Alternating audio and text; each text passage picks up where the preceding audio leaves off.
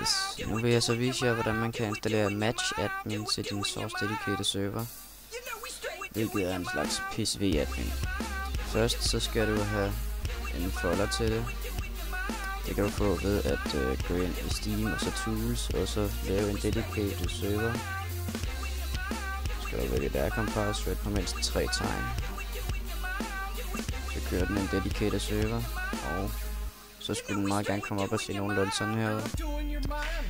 Den kan du bare lukke igen, fordi det eneste vi skulle bruge den til var at lave den der mappe. Og nu har vi den.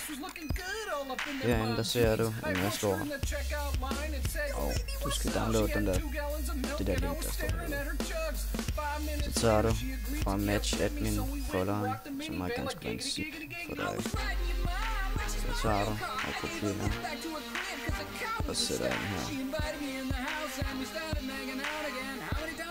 Og derefter så skal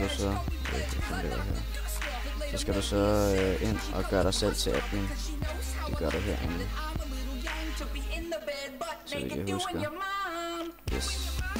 Her der tilføjer du det Steam ID. Du sætter de Steam ID ind der i stedet for det Steam ID, som der står der nu. Og de Steam ID kan du finde ved at skrive status i console.